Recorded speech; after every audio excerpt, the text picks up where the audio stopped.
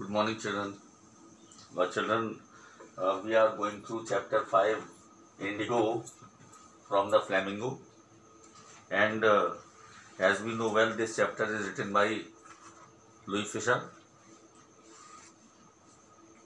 In the previous lecture, we have read that finally Gandhi agreed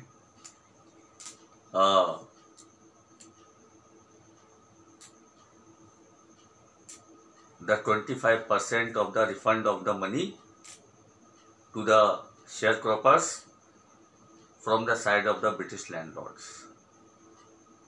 Although the British landlords thought that Gandhi would demand the 100% of the repayment of the amount, but Gandhi demanded only 50%.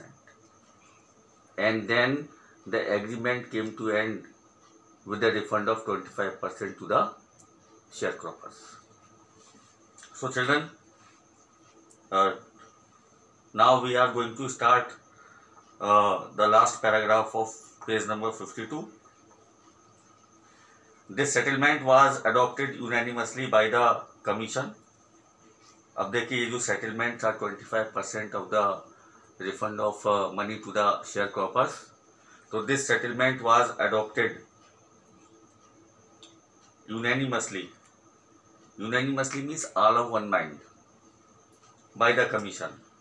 देखिए ये जो settlement था 25% money share croppers को वापस करने का, ये सभी ने एकमत होकर इसे स्वीकारा.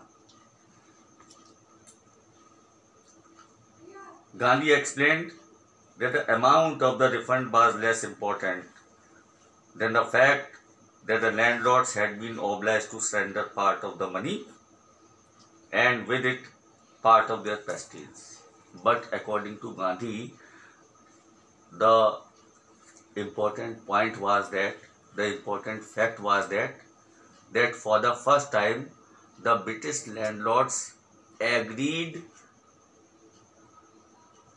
to refund the money to the sharecroppers. And with the refund of the money, they also lost their prestige.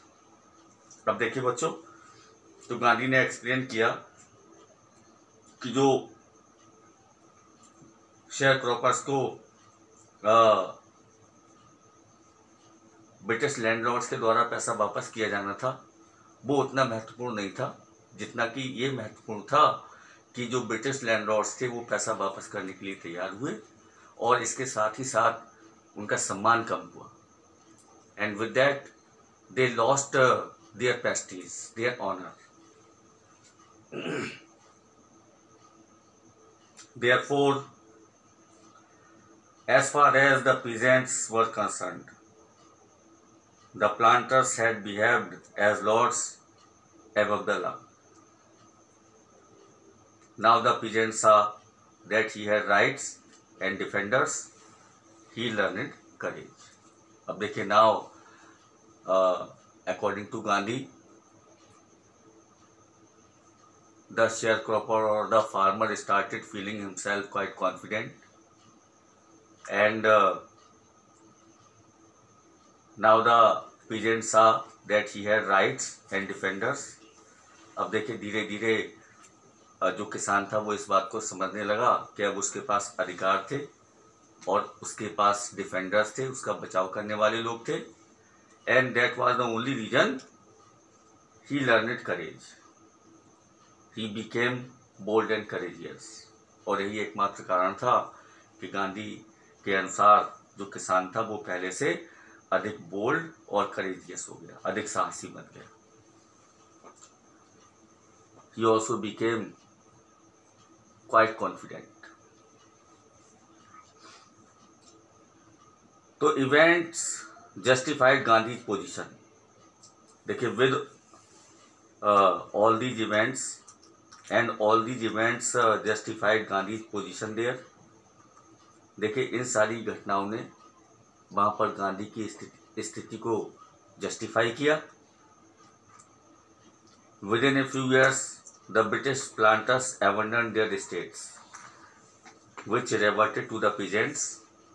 और देखिए आने वाले कुछ ही वर्षों में जो ब्रिटिश लैंडलॉर्ड्स थे, जो ब्रिटिश प्लांटर्स थे, उन्होंने अपने बड़े बड़े फार्म्स, बड़ी बड़ी एस्टेट्स को छोड़ दिया, जो कि उन किसानों के पास वापस आ गई. And indigo sharecropping disappeared, and with that indigo sharecropping came to an end. और इसी के साथ ही साथ इंडिगो शेयर क्रॉपिंग का अंत हो गया. Indigo share cropping banished forever. अब देखिए बच्चों, इस पैराग्राफ में फिर जो ऑथर ने बताया है उसे फिर समझिए कि ये जो सारी घटनाएं हुई, तो all these events justified Gandhi's position in Champaran and the near by places. और कुछ ही वर्षों में ऐसा हुआ कि जो ब्रिटिश प्लांटर्स थे, जो ब्रिटिश लैंडलॉर्ड्स थे, उन्होंने अपनी बड़ी बड़ी स्टेट्स को, बड़े बड़े फार्म्स को छोड़ दिया, एबंडन कर दिया. Abandon means left. And which reverted to the peasants, which came back to the poor sharecroppers and peasants. And in this way the sharecropping and the indigo cropping came to an end. और इसी के साथ Indigo sharecropping का अंत हो गया.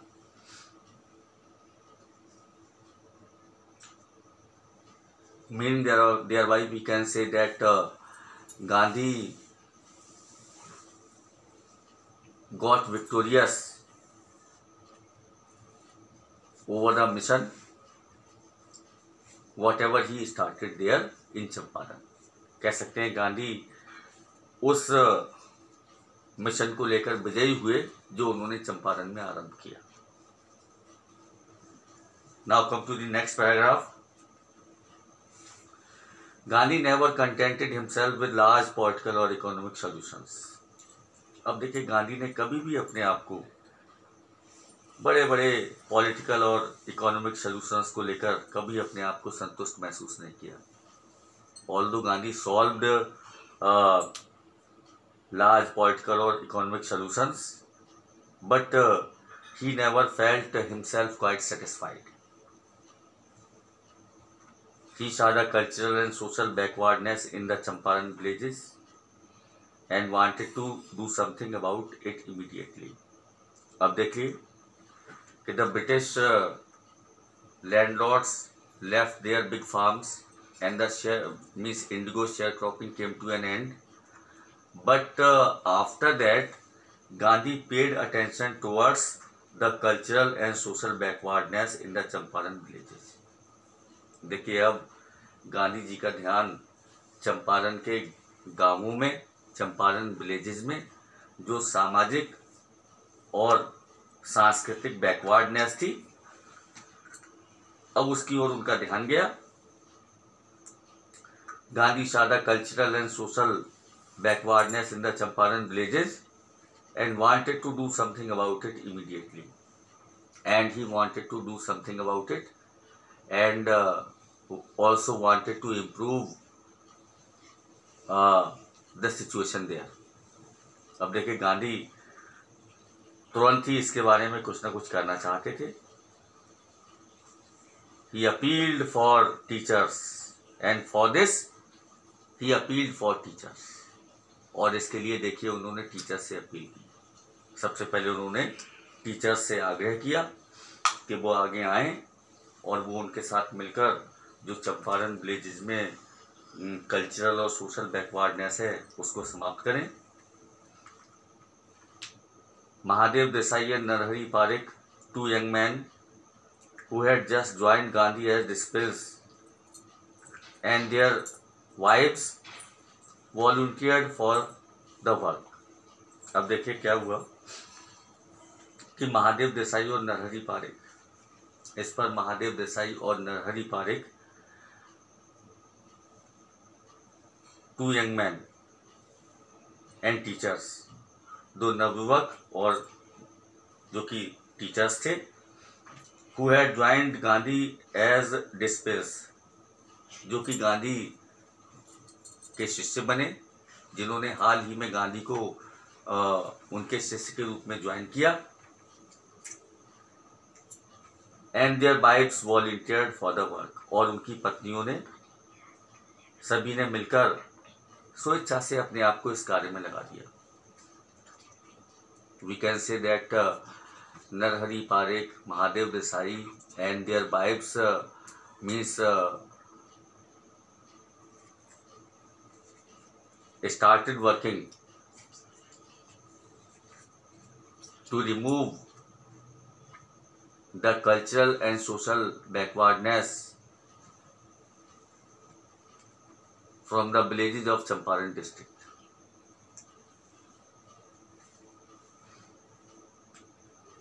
Several more came from Bombay, Pune and other distant parts of the land. अब देखिए इसके साथ ही साथ क्या हुआ कि बहुत से अन्य लोग भी आए, बहुत से अन्य लोग बॉम्बे, पूना और देश के विभिन्न भागों से आए। Devdas Gandhi youngest son arrived from the ashram and so did Mrs. Gandhi. अब देखिए Gandhi youngest son Devdas also came from the ashram with his mother Kasturba Gandhi. Mrs. Gandhi also came there. They all came there in order to remove the cultural and social backwardness from the Champaran villages. So when they came there, the primary schools were opened in 6 villages. First, they paid attention towards the education there, and primary schools were opened in 6 villages. देखिए वहाँ आसपास के जो 6 गांव थे, सबसे पहले उनमें प्राइमरी स्कूल्स खोले गए। Kasturba taught the ashram rules on personal cleanliness and community sanitation. अब देखिए कस्तूरबा गांधी ने भी वहाँ पर लोगों को आश्रम के रूल्स बताए, व्यक्तिगत स्वच्छता के बारे में, पर्सनल क्लीनलीनेस के बारे में एंड कम्युनिटी सैनिटेशन, और सामुदायिक सफाई और स्वच्छता के बारे में। Meaning thereby Gandhi wanted to do a lot to reform the condition there and to remove the cultural and social backwardness from the Champaran villages. So children,